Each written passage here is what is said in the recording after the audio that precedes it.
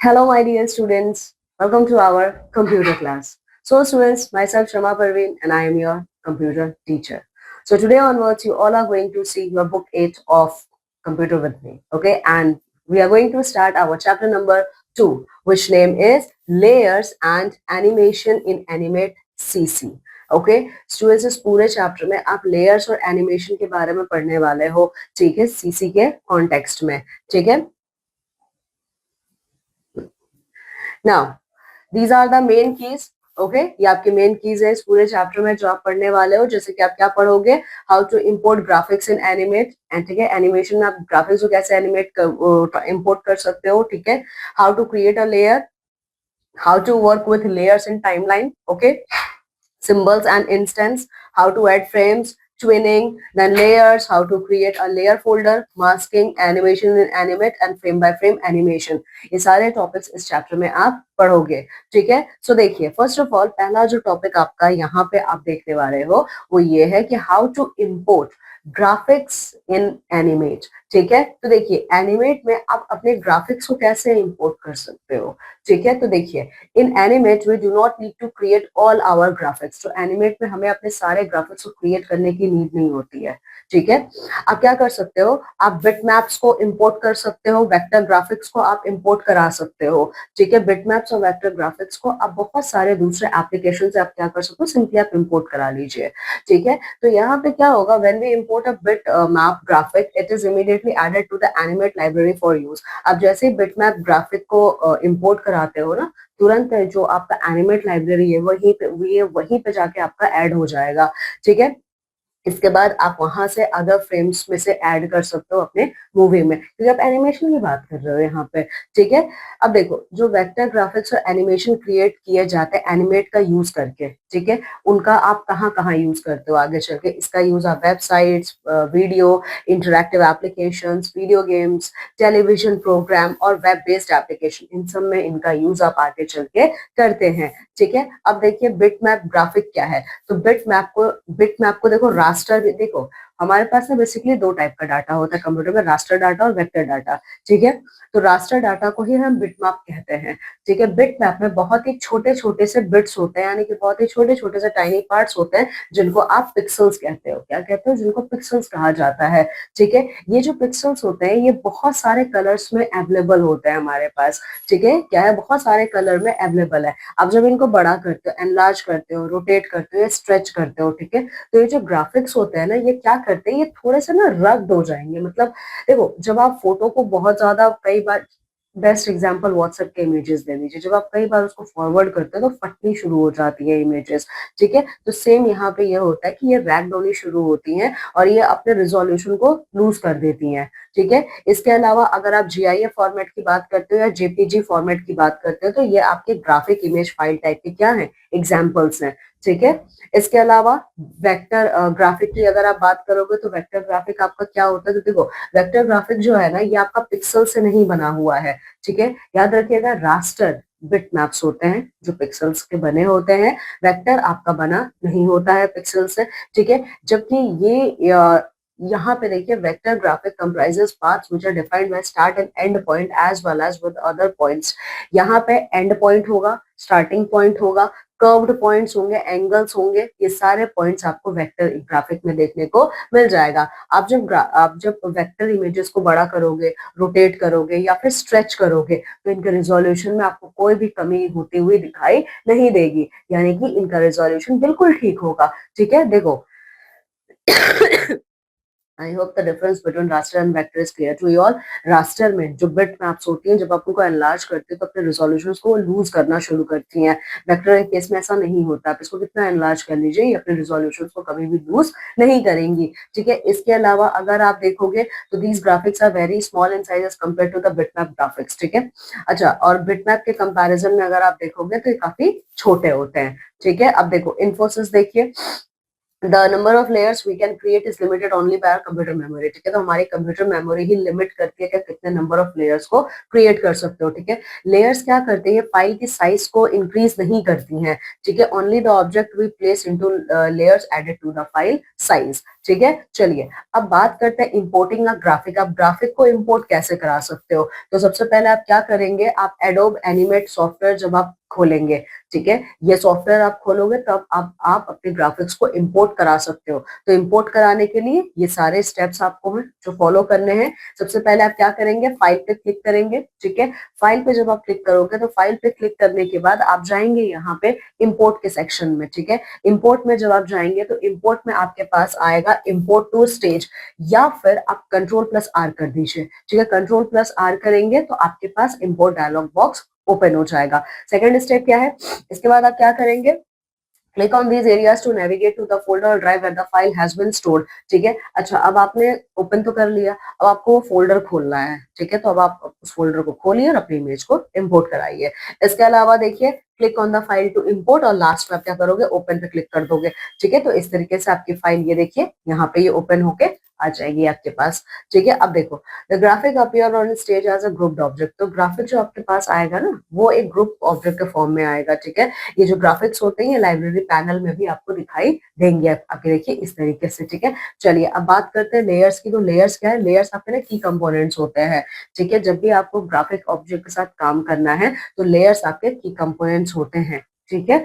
इसके अलावा अगर आप देखोगे तो ये बहुत ही ज्यादा इफेक्टिव होते हैं, ये हमारे ग्राफिक ऑब्जेक्ट्स में काफी ज्यादा डेप्थ प्रोवाइड करते हैं, ठीक है। साथ ही साथ अगर आप देखोगे तो ये हमें ना आर्ट वर्क पे काम करने में भी हमें हेल्प करते हैं। यहाँ पे ऑब्जेक्ट्स को आप ड्रॉ कर सकते हो, एक लेयर में एडिट कर सकते हो, ठीक है। अच्छा यहाँ पे जब आप एडिटिंग करोगे ना, इस एडिटिंग से दूसरा ऑब्जेक्ट आपका अफेक्टेड नहीं होगा, ठीक है। इसके अलावा अगर आप देखोगे यहाँ पे काफी ज्यादा कॉम्प्लेक्स मूवीज पे आप काम कर सकते हो, साथ ही साथ आप एक साथ कई सारे मल्टीपल एनिमेशंस पे भी आप काम कर सकते हो लेयर्स के केस में, ठीक है। चलिए देखो, अब ड्रॉ करना है, पेंट करना है या कोई भी लेयर आपको मॉडिफाई करना है, तब आप बस क्या करेंगे, आप टाइमलाइन पर जाएंगे, टाइमलाइन पे एक लेयर का ऑप्शन होगा, इसको आप सेलेक्ट कर लेंगे, ठीक है।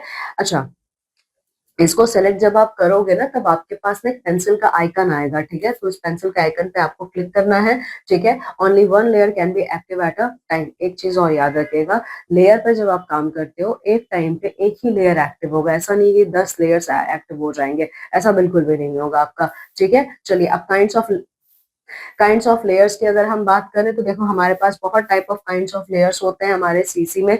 जैसे कि पहला है आपका नॉर्मल लेयर। तो नॉर्मल नॉर्मल लेयर की अगर आप बात करोगे तो नॉर्मल लेयर में आपके आर्ट वर्क्स आते हैं और इसमें जो फाइल का फॉर्मेट होता है .fla के फॉर्म में होता है। गाइड लेयर्स, यहाँ पे स्ट्रोक्स आपको मिलेंगे देखने के लिए, ठीक है। यहाँ पे स्ट्रोक्स आपको मिलेंगे, ठीक है। ओके, यहाँ पे ना आप ट्विनिंग भी करा सकते हो एनिमेशन का दूसरे लेयर्स के साथ, ठीक है। फिर बात करते हैं मोशन ट्विन लेयर्स की। तो मोशन ट्विन लेयर्स जो है ये क्या करते हैं, ये देखो, contain object animated with motion twins, यहाँ पे ऑब्जेक्ट एनिमेटेड फॉर्म में होता है, मोशन ट्विन्स के फॉर्म में, ठीक है। इसके अलावा मास्क लेयर, ठीक है। तो मास्क लेयर क्या होते हैं, मास्क लेयर में देखो, mask layer contains objects used as mask to hide selected portion of layers below them.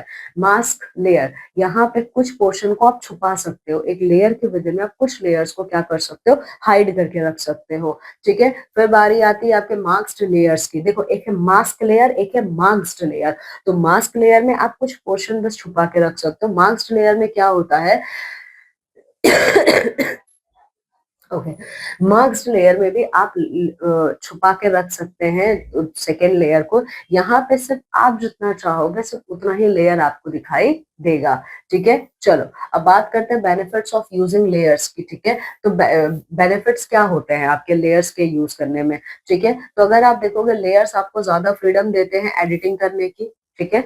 ये क्या करती है, आपको ज्यादा फ्रीडम देते हैं एडिटिंग करने की, साथ ही साथ आप इसको मर्ज भी कर सकते हो। ये सारी फ्रीडम्स आपको यहीं पे लेयर्स में मिलती हैं। इसके अलावा लेयर्स को आप रीअरेंज कर सकते हो, ठीक है। साथ ही साथ आप ऑब्जेक्ट को कैसे डिस्प्ले करना है आप ये भी चेंज कर सकते हो, आप सीन के कंपोजिशन को भी चेंज कर सकते हो। फिर बारी आती है देखो इंडिविजुअल लेयर को आप ऑन या ऑफ दोनों कर सकते हो। जो इंडिविजुअल लेयर्स है ना उनको ऑन ऑफ आप दोनों कर सकते हो टेम्पररी फॉर्म में, सनी के परमानेंट फॉर्म में, टेम्पररी फॉर्म में आप कर सकते हो, ठीक है। इसके अलावा देखिए with layers different effects can be applied to individual elements of a single graphic, ठीक है। फिर देखिए क्या आता है, apply transparency to an individual element of a file by placing it on a layer and applying the effect to only one layer, ठीक है। आप यहाँ पर ट्रांसपेरेंसी भी यूज कर सकते हैं, ठीक है। सो ये सारे के सारे आपके बेनिफिट्स हैं लेयर्स के। अब देखिए how to create a layer, आप लेयर को क्रिएट कैसे कर सकते हो, कैसे क्रिएट करोगे आप लेयर को। तो देखिए जैसे ही एक लेयर को क्रिएट किया जाता है, ठीक है, जैसे ही आप अपने स्क्रीन पर एक लेयर को क्रिएट करोगे आपके ना स्क्रीन पे वो पूरा एरिया शो करेगा कि आपने यहाँ पे लेयर क्रिएट कर दिया है, ठीक है। अब देखो जो न्यूली एडेड लेयर होगा वो अब एक्टिव यहाँ पे हो जाएगा, ठीक है। तो ये सारे वो स्टेप्स हैं, ठीक है, जिसके थ्रू आप लेयर्स को क्रिएट कर सकते हो। पहला है आप न्यू लेयर बटन पे क्लिक कीजिए। अच्छा ये जो न्यू लेयर बटन है ना ये देखिए ये इस शेप में आपको टाइमलाइन के नीचे दिखाई देगा, ठीक है। टाइमलाइन जो है ना आपका ये उसके नीचे दिखाई देगा, ठीक है। इसके अलावा देखिए आप इंसर्ट पे जाइए, टाइमलाइन पे क्लिक कीजिए, लेयर पे क्लिक कीजिए, या तो आप ये कीजिए या फिर आप इसके अलावा ये कर सकते हो कि राइट क्लिक कर कीजिए। राइट क्लिक पे आपके पास एक लेयर आएगा उसको टाइमलाइन का नाम दे दीजिए, ठीक है। फिर वहां से इंसर्ट लेयर पर जाइए, ठीक है। इंसर्ट लेयर आपका कॉन्टेक्स्ट मेन्यू में होगा, वहां से सेलेक्ट करके इंसर्ट लेयर पे क्लिक कर दीजिए, ठीक है। ये इस तरीके से आप लेयर को क्रिएट कर सकते हो। फिर बात करते हैं देखो अगर अब आप लेयर के फोल्डर को कैसे क्रिएट कर सकते हो, ठीक है। लेयर तो आपने बना लिया, ठीक है, लेकिन अब आप उसके फोल्डर को कैसे क्रिएट करोगे। तो उसके फोल्डर को क्रिएट करने के लिए ये सारे स्टेप्स हैं जो हमें करने हैं। सबसे पहले आप क्या करोगे, लेयर या फोल्डर को सिलेक्ट करोगे टाइमलाइन पे, ठीक है। इसके बाद इंसर्ट पे जाओगे, ठीक है, इंसर्ट पे जाओ, टाइमलाइन पे जाओ, फिर लेयर फोल्डर पे जाओ, या फिर आप फिर सीधा न्यू फोल्डर आइकन पे क्लिक कीजिए जो कि बॉटम पे दिया होगा नीचे, ठीक है। इसके बाद यहाँ पे जो नया फोल्डर आपके सामने आ जाएगा आप उसको सिलेक्ट कर लीजिए, ठीक है। चलो अब देखिए how to organize layers and layer folders, ठीक है। अब आपको ये देखना है कि कैसे आप लेयर्स को लेयर या लेयर के फोल्डर को आप कैसे ऑर्गेनाइज कर सकते हो, ठीक है। आपको ये सारी चीजें यहाँ पे देखनी है। तो बच्चों देखिए सबसे पहले आपको क्या करना है, अपने डॉक्यूमेंट्स को ऑर्गेनाइज करने के लिए, लेयर्स को रीअरेंज करने के लिए या लेयर के फोल्डर को टाइमलाइन पर रीअरेंज करने के लिए आपको ना पूरा अरेंजमेंट करना पड़ेगा प्रॉपर, तभी तो कर पाओगी, स्टेप बाय स्टेप करोगे, ठीक है। तो सबसे पहले ना आपको क्या करना है, आप देखो लेयर्स की बात हो रही है तो लेयर्स को हम लोग यहाँ पे ट्री स्ट्रक्चर के फॉर्म में अरेंज करेंगे, ठीक है। तो देखो लेयर को देखने के लिए तो सबसे पहले आपको लेयर को देखने के लिए आपको उस फोल्डर को ओपन करना पड़ेगा। ये फोल्डर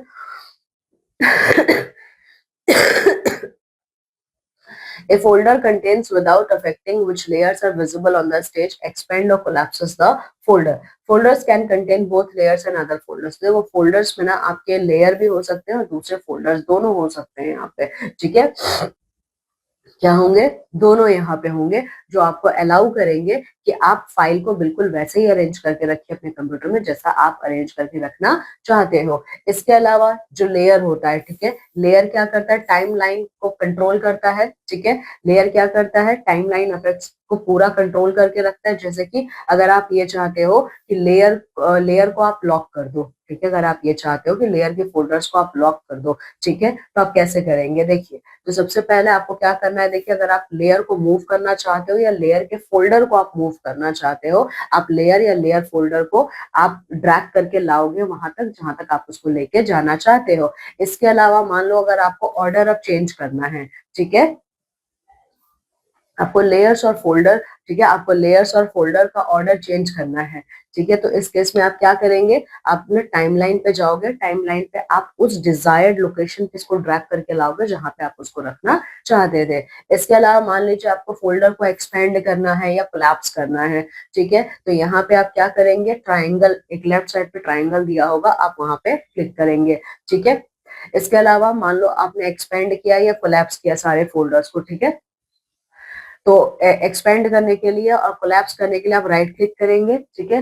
राइट क्लिक करोगे तो वहां पे एक्सपेंड ऑल फोल्डर्स का ऑप्शन आएगा, इस पर क्लिक करोगे, या फिर कोलैप्स ऑल का फोल्डर आएगा, इस पर आप क्लिक करोगे। आप दोनों में से किसी एक पे भी कर सकते हो अकॉर्डिंग टू योर चॉइस, ठीक है। Now how to work with layers in timeline, ठीक है। तो आप लेयर्स में टाइमलाइन पे कैसे काम करेंगे, ठीक है। How to work with layers in timeline कैसे करेंगे, आप यहाँ पे सेलेक्ट कर सकते हो, रीनेम कर सकते हो, डिलीट कर सकते हो, लॉक कर सकते हो, हाइड कर सकते हो, ठीक है, लेयर को टाइमलाइन से। ये सारी चीजें आप यहाँ पे कर सकते हो।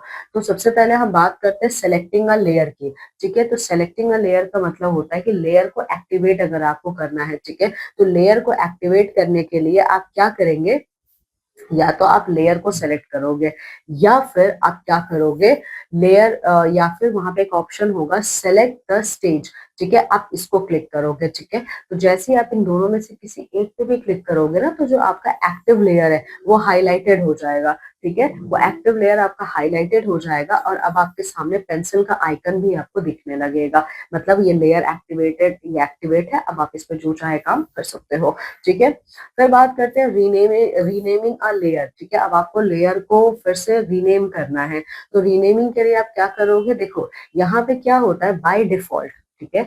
बाय डिफॉल्ट एनिमेट सीसी में आपका लेयर 1 और लेयर 2 ये बाय डिफॉल्ट ये नंबर्स दिए होते हैं, पर अब आपको इसको रीनेम करना है।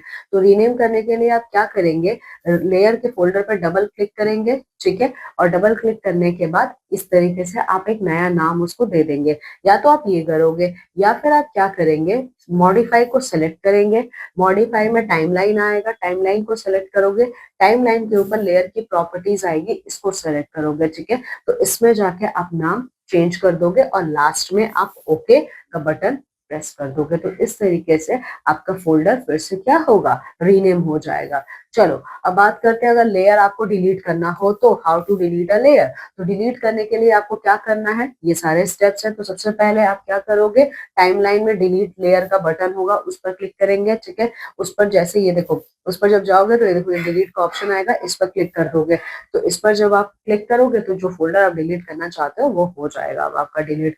अब बात करते हैं how to lock and unlock layer, ठीक है। अब आप लेयर्स को कैसे लॉक कर सकते हो, कैसे अनलॉक कर सकते हो, ठीक है। तो देखो देखो layer can be locked to avoid moving और डिलीटिंग एलिमेंट्स बाय मिस्टेक। हम लोग लेयर को ना लॉक कर देते हैं ताकि बाय चांस कभी भी हमसे गलती से कुछ इंपॉर्टेंट फाइल्स वहां से उड़ ना जाए या डिलीट ना हो जाए। तो लॉक करने के लिए आपको ये सारे स्टेप्स को फॉलो करना है, ठीक है। जैसे कि आप क्या करोगे, आप सबसे पहले तो उस लेयर पे क्लिक करोगे ताकि वो लेयर आपका एक्टिवेट हो जाए। इसके बाद टाइमलाइन पे जाओगे, व्हाइट डॉट पे आप क्लिक करोगे, ये जो व्हाइट डॉट का ऑप्शन है ना, ये आपको लॉक कॉलम के अंदर मिलेगा, ठीक है।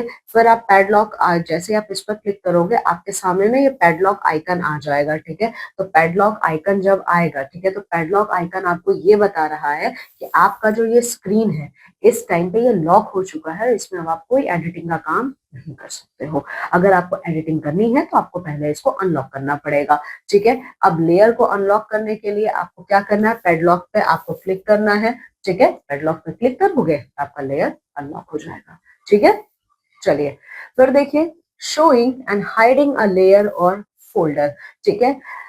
लेयर या फोल्डर को आप दिखा भी सकते हो या हाइड भी कर सकते हो। तो कैसे करोगे आप, तो देखो आपको सबसे पहले अगर कोई लेयर या फोल्डर को अगर आपको हाइड करना है, ठीक है, तो लेयर या फोल्डर को हाइड करने के लिए आप आई आइकन होगा उसके ऊपर आप क्लिक करोगे, ठीक है। कौन सा क्लिक करोगे, राइट क्लिक करोगे। तो जैसे ही राइट क्लिक करोगे तो ये लेयर आपका हाइड हो जाएगा, ठीक है। अच्छा अब आप उस लेयर या फोल्डर को दिखाना चाहते हो तो फिर से आप इसके ऊपर क्लिक करोगे, ठीक है। ओके तो देखिए ये जब आप इस पर राइट क्लिक करोगे तो आपको आई का आइकन मिलेगा, आप इस पर क्लिक करोगे तो आप क्या कर सकते हो, आप लेयर को हाइड कर सकते हो। इसके अलावा अगर आपको सारे लेयर्स को हाइड करना है तो तब आप आई आइकन पे तब भी क्लिक करेंगे, वहां पे ऑल लेयर्स का फोल्डर आएगा या ठीक है, ऑल लेयर्स एंड फोल्डर्स का ऑप्शन आएगा, इस पर क्लिक कीजिए, तब आपके सारे लेयर्स हाइड हो जाएंगे, ठीक है। चलिए इसके अलावा आपको यहाँ पे ना कि क्रॉस मार्क भी दिखाई देगा, ठीक है। क्रॉस मार्क दिखाई देगा तो इससे क्या होगा, इस पर जब आप क्लिक करोगे तो आपके सारे लेयर्स भी क्या होंगे, ठीक है। देखो एंड ऑल द ऑब्जेक्ट और shapes we have made in that layer will hide.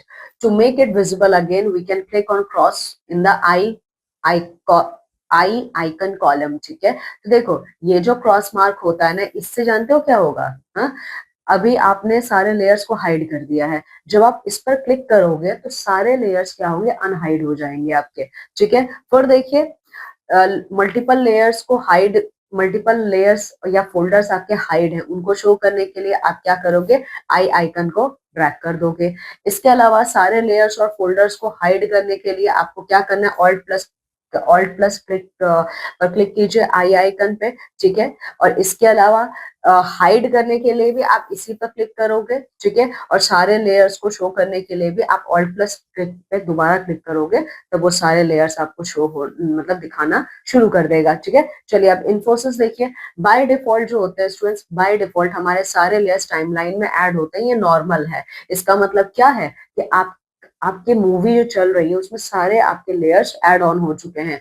इसके अलावा ऑब्जेक्ट्स, जो ऑब्जेक्ट्स आप गाइड लेयर पे रखना चाहते हो वो आपके मूवी में आपको दिखाई नहीं देंगे। इसके अलावा अगर आप देखोगे तो मास्क लेयर क्या है, ठीक है, मास्क लेयर हाइड लेयर्स के अंडर रहता है। ठीक है, इसका मतलब क्या है कि वो मार्क्स है। ठीक है, इसके अलावा अगर आप देखोगे we can also place layers into folders to keep our movie organized. ठीक है, तो अपनी मूवी को ऑर्गेनाइज्ड वे में रखने के लिए आप क्या कर सकते हो, आप फोल्डर्स और लेयर्स का यूज कर सकते हो। साथ ही साथ ट्विन लेयर्स वो लेयर्स होती हैं जो कि ऑटोमेटिकली क्रिएट की जाती हैं। ठीक है, ट्विन लेयर्स वो लेयर्स हैं जो कि आपके ऑटोमेटिकली क्रिएट की जाती हैं। ठीक है, चलिए अब बात करते हैं मास्किंग की। तो मास्किंग क्या है, देखो, for spotlight effects and transitions use a mask layer to create a hole through which underlying layers are visible। ठीक है, तो स्टूडेंट्स यहाँ पे आप एक ऐसे लेयर को क्रिएट करते हो जिसके थ्रू जो भी अंडरलाए लेयर्स हैं वो अब आपको दिखाई देंगे, वो अब आपको विजिबल हो जाएंगे। ठीक है, ए mask item can be filled shape. तो मास्क आइटम क्या कर सकता है, आपके शेप को फिल कर सकता है, ऑब्जेक्ट के ऊपर टाइप कर सकता है, साथ ही साथ ग्राफिकल सिंबल्स का यूज कर सकते हैं, मूवी का क्लिप भी यहाँ पे यूज हो सकता है। ठीक है, साथ ही साथ हम लोग मल्टीपल लेयर्स के ग्रुप्स का यूज करते हैं एक सोफिस्टिकेटेड इफेक्ट को शो करने के लिए। ठीक है, चलिए अब बात करते हैं यहाँ पे क्रिएटिंग अ मास्क लेयर। तो मास्क लेयर को क्रिएट करने के लिए ये सारे स्टेप्स हैं जो आपको फॉलो करने हैं। तो सबसे पहले आप क्या करोगे, इंसर्ट अ मास्क लेयर पे क्लिक करोगे। जैसे इस पे क्लिक करोगे तो न्यू लेयर का आइकन आएगा, आप इस पर क्लिक करोगे। ठीक है, इसके बाद राइट क्लिक करोगे ताकि नया लेयर का नाम आप दे सको। इसके बाद मास्क पे क्लिक करोगे तो आपका ये स्टेप कंप्लीट हो जाएगा, देखिए इस तरीके से। इसके बाद ड्रॉ अ मास्क। अगर आपको मास्क ड्रॉ करना है तो मास्क को ड्रॉ करने के लिए आप क्या करोगे, लॉक आइकन पे क्लिक करोगे। ठीक है, तो जैसे आप लॉक आइकन पे क्लिक करोगे तो लॉक आइकन अब आपका डॉट आइकन में ही कन्वर्ट हो जाएगा। ठीक है, इसके बाद आप क्या करोगे, कोई टेक्स्ट आप लिखोगे। ये देखिए यहाँ पे आया है ना टाइगर, आप यहाँ पे कोई टेक्स्ट आप लिख सकते हो। इसके बाद आप क्या करोगे, मास्क लेयर को लॉक करने के लिए डॉट पे आप क्या करेंगे, क्लिक कर देंगे। ठीक है, जो डॉट है वो अब आपका क्या हो जाएगा, वो आइकन को लॉक कर देगा। ठीक है, चलो ना सिंबल्स एंड इंस्टांसेस। तो स्टूडेंट सिंबल्स एंड इंस्टांसेस क्या होते हैं, जो सिंबल है ये आपके एनिमेशन का एक ऑब्जेक्ट होता है।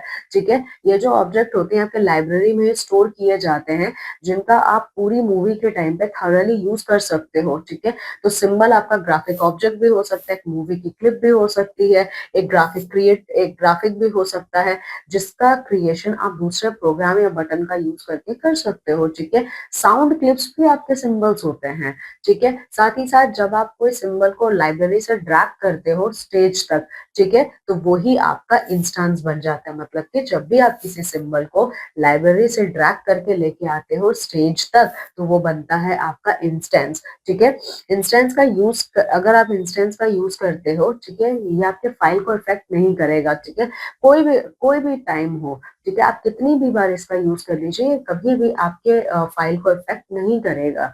ठीक है,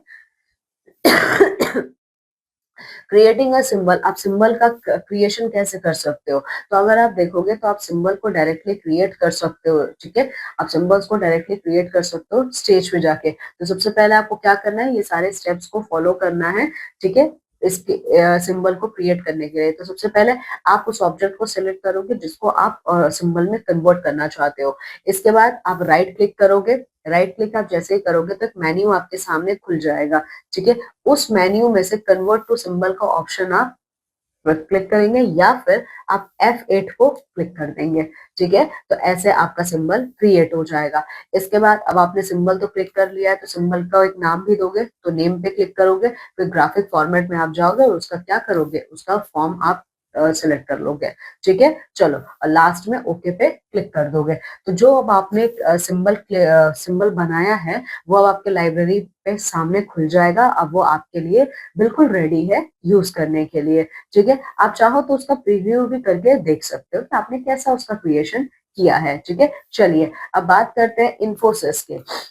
इन्फोसिस यहाँ पे क्या है, देखिए द रजिस्ट्रेशन ग्रिड। ठीक है, तो रजिस्ट्रेशन देखो, the registration grid uses a small black square to indicate where with in the symbol bounding box the registration point is located. ठीक है, तो रजिस्ट्रेशन ग्रिड जो होता है ये एक स्मॉल ब्लैक कलर का स्क्वायर बॉक्स ये यूज करता है जहां पे सिंबल्स आपके लोकेट किए होते हैं। ठीक है, यहाँ पे अगर आप देखोगे तो यहाँ पे सिंबल आपका रोटेट कर सकता है। ठीक है, जैसे जैसे जैसे जैसे सिंबल का अलाइनमेंट होगा। ठीक है, चलो अब देखो इन इंसर्टिंग एन इंस्टेंस। ठीक है, इंस्टेंस को इंसर्ट करना कैसे करोगे आप। ठीक है, तो देखो इंस्टेंस को इंसर्ट करने के लिए, अच्छा इंस्टेंस होता क्या है, कॉपी ऑफ ओरिजिनल सिंबल। ठीक है, इंस्टेंस क्या होता है, ओरिजिनल सिंबल की कॉपी ही तो है। तो इसको आप कैसे इंसर्ट करा सकते हो, तो देखिए सबसे पहले आप उस लेयर पे क्लिक करेंगे जहां पे आप इसको इंसर्ट कराना चाहते हो। ठीक है, लेयर पे क्लिक करेंगे, फिर लाइब्रेरी टैब पे क्लिक करेंगे, लाइब्रेरी में सिंबल नेम आएगा, इस पर क्लिक करेंगे। ठीक है, इस पर क्लिक करने के बाद आप इसको ड्रैग करके स्टेज तक, लाइब्रेरी के स्टेज तक ले आओगे। ठीक है, चलो इसके बाद आप माउस के बटन को रिलीज कर दोगे। ठीक है, जो आप माउस के बटन को क्या करोगे, रिलीज कर दोगे जहां तक आप चाहते हो इसको रखना। ठीक है, इसके बाद देखिए यहाँ पे आपका instance of the symbol stage पे अपीयर हो जाएगा आपका बिल्कुल ऐसे ही। ठीक है, चलो अब देखिए ऑर्गेनाइजिंग सिंबल्स विद फोल्डर्स। ठीक है, देखो आपने अब आप सिंबल को तो क्रिएट कर लिया, अब आपने क्या किया, सिंबल को तो क्रिएट कर लिया, अब आपको इन सिंबल्स को फोल्डर के अंदर रखना है। तो कैसे रखोगे, तो इसके लिए आपको ऐड भी करना पड़ेगा फोल्डर, डिलीट भी करना पड़ेगा, मूव भी करना पड़ेगा। तो कैसे करोगे, ठीक है, तो देखो सबसे पहले आप न्यू फोल्डर पे क्लिक कीजिए। न्यू फोल्डर पे क्लिक करोगे तो न्यू फोल्डर का ऑप्शन आएगा, आइकन आएगा। ठीक है, तब आप यहाँ पे कोई भी टेम्परेरी नाम आप दे दीजिए, उसके बाद एंटर की प्रेस कर दीजिए। ठीक है, अब इस फोल्डर को आपको देखना है तो डबल क्लिक करोगे फोल्डर पे। ठीक है, इसके बाद आप क्या करोगे, फोल्डर में सिंबल को मूव कराने के लिए आप क्या करोगे, सिंपली सिंबल को ड्रैग कर दोगे। ठीक है, तो जैसे ही आप माउस के बटन को आप रिलीज करोगे तो जो वो सिंबल है आपके फोल्डर में मूव कर जाएगा। ठीक है, चलो इसके बाद अगर आपको फोल्डर को डिलीट करना है तो डिलीट के ऑप्शन पे क्लिक करोगे।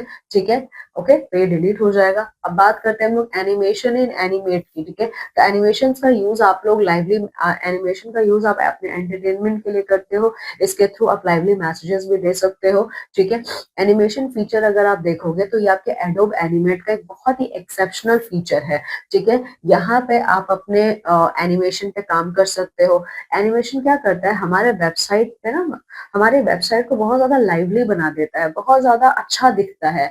ठीक है, एनिमेशन इफेक्ट की वजह से जो सीन और ऑब्जेक्ट्स हैं वो क्या करते हैं, एक फ्रेम से दूसरे फ्रेम में बहुत ही स्मूथली कैरी ऑन होते हैं, या फिर कुछ चेंजेस भी जो आप चेंजेस करना चाहो आप करके देख सकते हो। अब देखिए setting movie dimensions and speed for animation. ठीक है, मूवी डायमेंशंस और एनिमेशन की स्पीड के लिए आपको क्या करना है, देखिए तो सबसे पहले आप सेट कर लीजिए कि आप अपनी मूवी की साइज क्या रखना चाहते हैं, उसकी स्पीड क्या रखना चाहते हैं। ठीक है, ये आप ही सेट करोगे, तो आप पहले इसको सेट कर लीजिए। मूवी डायमेंशन का मतलब क्या होता है, मूवी डायमेंशन का मतलब है स्टेज का हॉरिजॉन्टल और वर्टिकल साइज।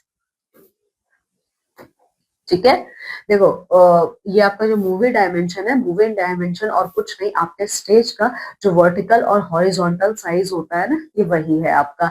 ठीक है, इसके अलावा जो प्ले स्पीड होती है मूवी की, इसका मतलब क्या होता है, प्ले स्पीड का मतलब ये है कि नंबर ऑफ फ्रेम्स पर सेकेंड। ठीक है, जितनी बार आपका एनिमेशन आता है उसी को हम कहते हैं आपका मूवी, यही कहा जाता है मूवी की स्पीड। इसके अलावा फ्रेम रेट क्या है, फ्रेम रेट एफपीएस के फॉर्म में यहाँ पे मेजर किया जाता है।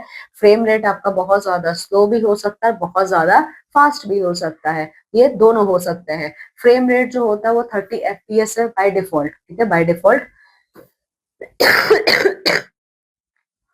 30 FPS है, ठीक है। आप चाहो तो आप और रख सकते हो, लेकिन बाय डिफॉल्ट ये 30 FPS है, ठीक है। चलो, अच्छा, अब इन स्टेप्स को फॉलो करके आप मूवी डायमेंशन और स्पीड को आप सेट कर सकते हो, ठीक है। तो सबसे पहले आप मॉडिफाई मेन्यू पे क्लिक करोगे, ठीक है। आप क्या करोगे, मॉडिफाई मेन्यू पे क्लिक करोगे। इसके बाद मॉडिफाई में देखो, ये देखो डॉक्यूमेंट्स आएगा, इस पर क्लिक करोगे, या फिर सिंपली आप Ctrl+J पे क्लिक कर दोगे, ठीक है। तो डॉक्यूमेंट सेटिंग डायलॉग बॉक्स आपके पास आ जाएगा। इसके बाद आप मेजरिंग यूनिट्स पे क्लिक करोगे। मेजरिंग यूनिट्स पे आप यहाँ पे पिक्सल्स को सेट करोगे, ठीक है। आप जिस भी पिक्सल्स का यूज करना चाहते हो आप उसको सेट करोगे। माउस को लेफ्ट साइड में देखो, माउस को लेफ्ट साइड में देखो, माउस अगर आप लेफ्ट साइड लेके जा रहे हो तो आपकी वैल्यू डिक्रीज होगी। माउस को अगर राइट साइड लेके जा रहे हो तो वैल्यू आपकी इंक्रीज होगी, ठीक है। इसके बाद आप क्या करोगे, drag the mouse left to decrease. देखो, माउस को आप लेफ्ट साइड में क्लिक करोगे तो सिर्फ वॉल्यूम ही नहीं, हाइट भी डिक्रीज होगा, और माउस को अगर राइट साइड में क्लिक करोगे तो वॉल्यूम के साथ साथ हाइट भी इंक्रीज होगी, ठीक है। साथ ही साथ फ्रेम्स को भी ऐसे ही आप इंक्रीज डिक्रीज करा सकते हो अपने अकॉर्डिंग, ठीक है। और लास्ट में जब आपका लगता है कि yes this is the perfect one, तो आप ओके पे क्लिक कर दीजिए, ठीक है।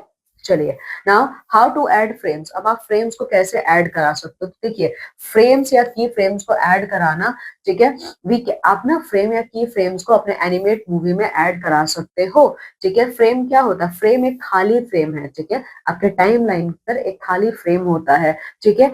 ये तो जो आपके टाइम फ्रेम पे जो खाली स्पेस एरिया वो आपका फ्रेम है।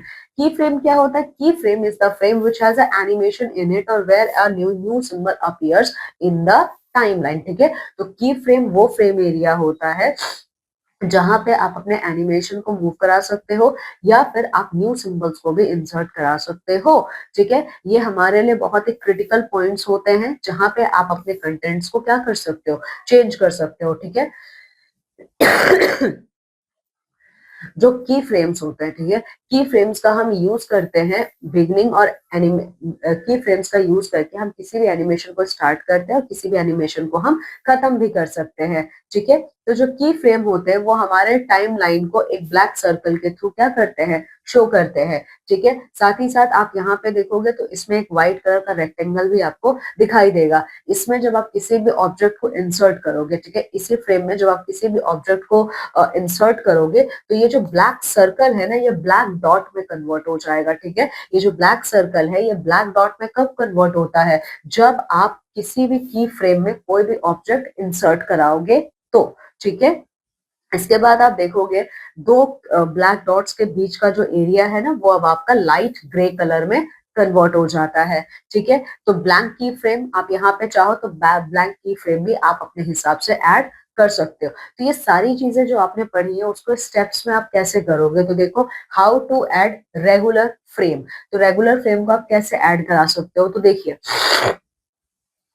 तो सबसे पहले आप क्या करेंगे, एम्प्टी फ्रेम को टाइमलाइन पे आप इंसर्ट कराएंगे। कैसे कराएंगे, इंसर्ट में जाइए, न्यू फ्रेम का ऑप्शन आएगा, वहां पे जाकर इसको इंसर्ट करा दो, ठीक है। इसके बाद आप टाइमलाइन पे क्लिक करोगे और फ्रेम पे क्लिक करके फ्रेम को इंसर्ट कराओगे, या फिर सिंपली F5 को आप प्रेस कर दोगे, ठीक है। चलो, इसके अलावा अगर आप देखोगे तो animate inserts regular frames between the last regular frame selected in step 1, ठीक है। देखो, अगर आप रेगुलर फ्रेम को अपने फ्रेमवर्क के बीच में ऐड कराना चाहते हो, ठीक है, तब आपको क्या करना पड़ेगा, all the frames to the right of the inertia move over the make room for the new frame, ठीक है।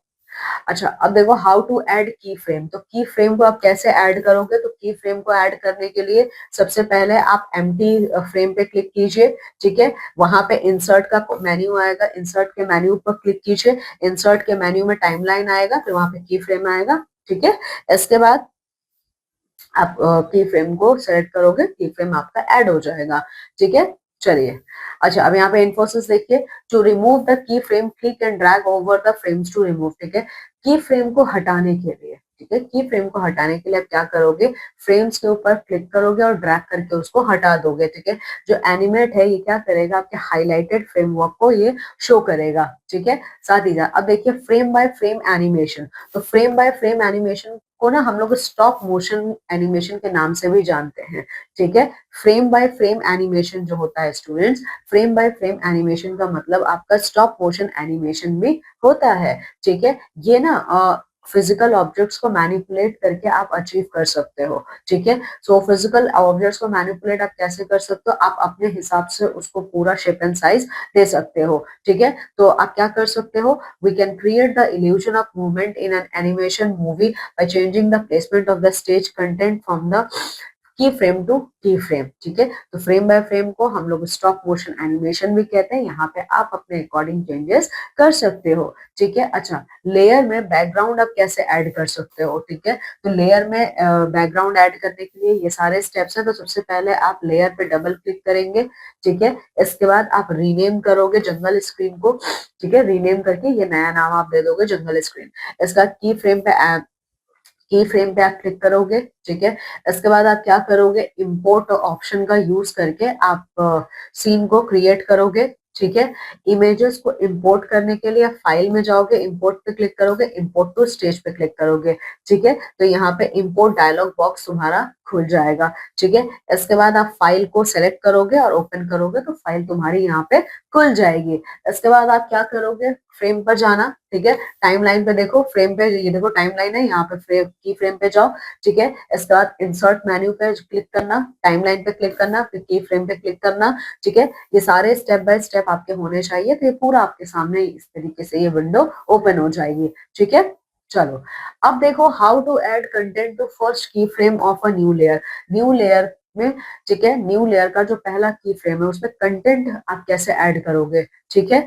तो उसके लिए देखो क्या करना है आपको, सबसे पहले तो आप सेकंड लेयर पे क्लिक करोगे, ठीक है। सेकंड लेयर का नाम मान लो आपने मंकी कर दिया, ठीक है। इसके बाद आप क्या करोगे, नया की फ्रेम यहाँ पे ऐड ऑन करोगे। इसके बाद आप क्या करोगे, ऑब्जेक्ट को एनिमेट कराओगे स्टेज पे, ठीक है।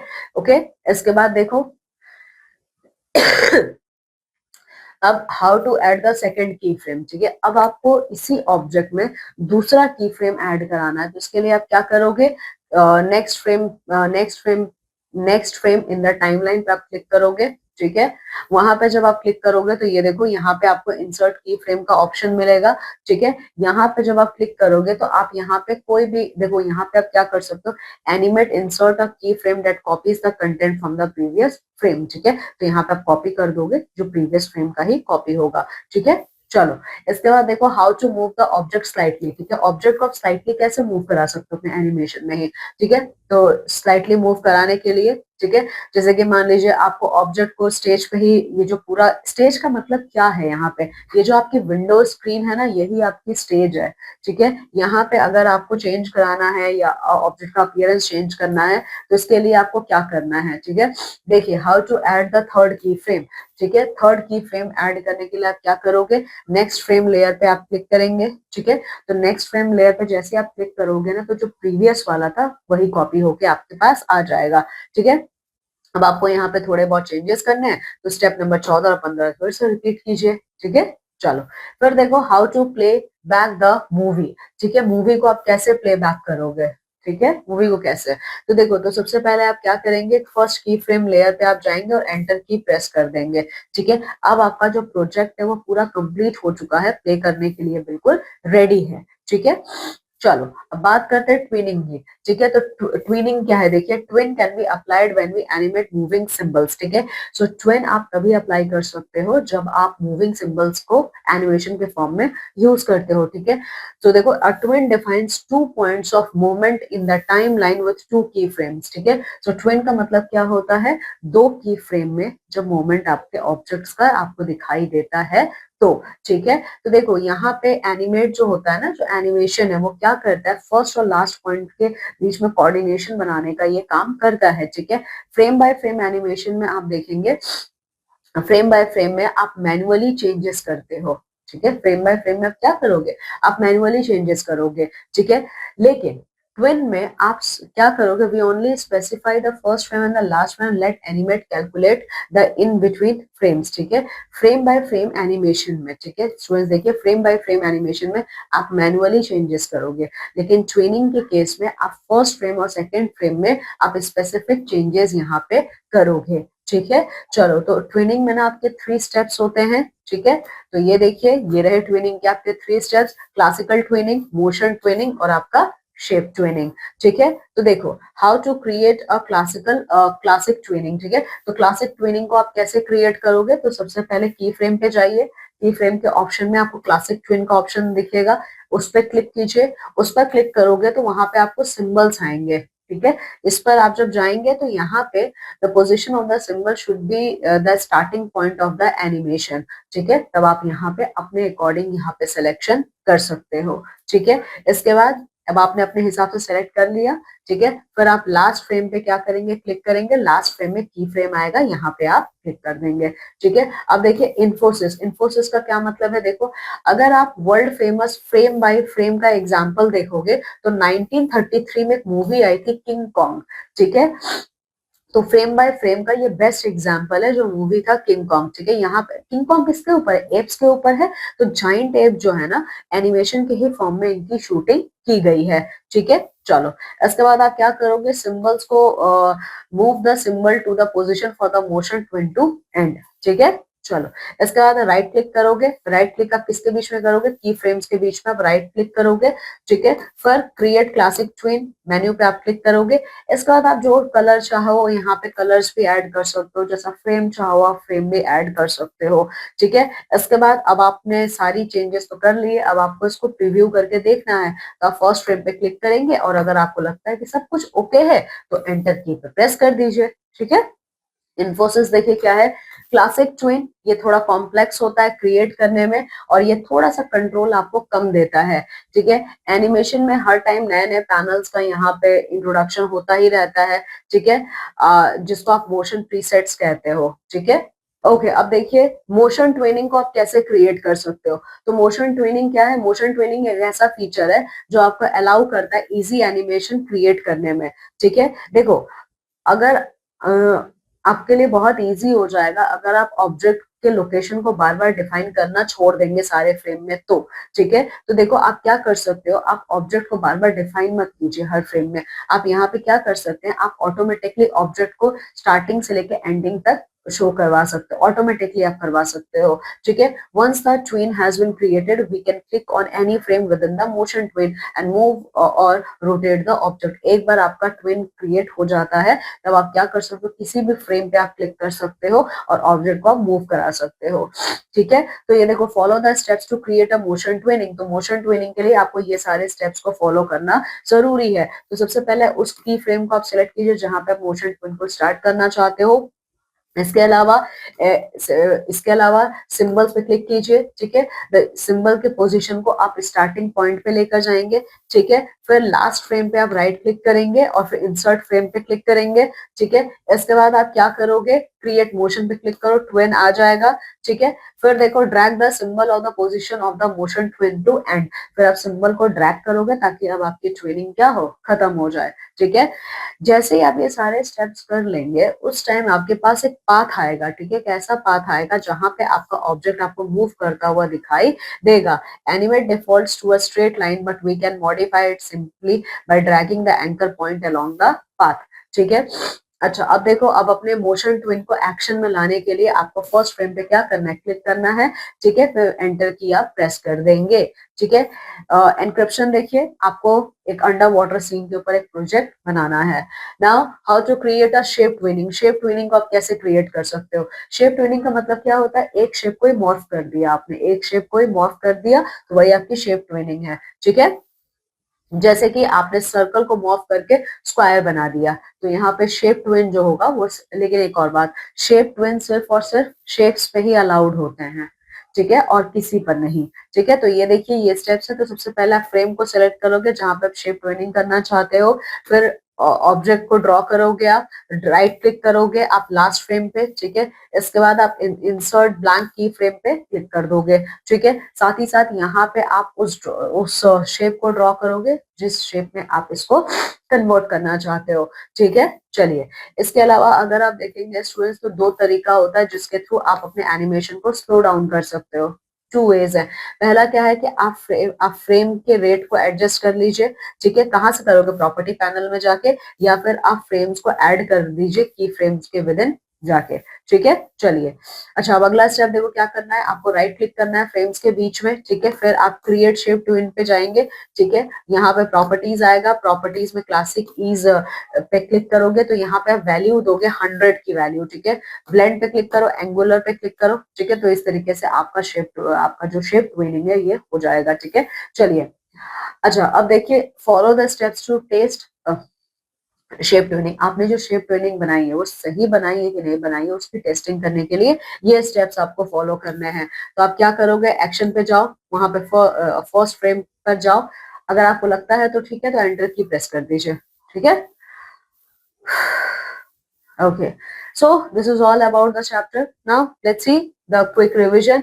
तो लेयर्स क्या है, ये की कंपोनेंट्स होते हैं ग्राफिक ऑब्जेक्ट्स एनिमेशन पे काम करने के लिए, ठीक है। ऑब्जेक्ट्स को आप ड्रॉ कर सकते हो, एडिट भी कर सकते हो। एक्सपेंड और कोलैप्स करने के लिए फोल्डर को आपको ट्राइंगल पे क्लिक करना होता है, ठीक है। आप सेलेक्ट कर सकते हो, रीनेम कर सकते हो, डिलीट कर सकते हो, लॉक कर सकते हो लेयर्स को, ठीक है। इसके अलावा मास्क लेयर में आपके ऑब्जेक्ट्स होते हैं, ठीक है, जहां पे एक लेयर दूसरे लेयर के नीचे छुपा होता है, हाइड होता है, ठीक है। सिंबल क्या है, सिंबल और कुछ नहीं, ये आपके एनिमेशन का ऑब्जेक्ट होता है। इसके अलावा आप क्या कर सकते हो, सिंबल्स को ड्रैग कर सकते हो, ठीक है। एनिमेशन को आप लाइवली मैसेज देने के लिए यूज कर सकते हो। की frame is indicated on the timeline with a black circle, ठीक है।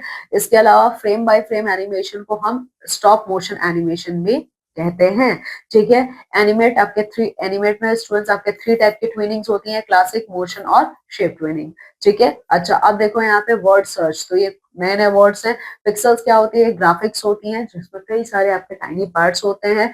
मास्क क्या है, ये स्टेंसिल और पेंसिल के कटआउट होते हैं जहां पे आप एक होल के थ्रू देख सकते हो उसके पीछे क्या है। इंस्टेंस क्या है, dragging a symbol from library to the stage. फिर की फ्रेम, ट्विन, मॉर्फिंग, तो ये सारी चीजें आपने पढ़ी है। मॉर्फिंग क्या है, when we change a shape और colour into another, okay. So this is all about our chapter number 2. So read this chapter number 2 very well and complete all your exercises. Now we all are going to meet in the next class of our computer with your new chapter. Till then, take very good care of yourself. Bye.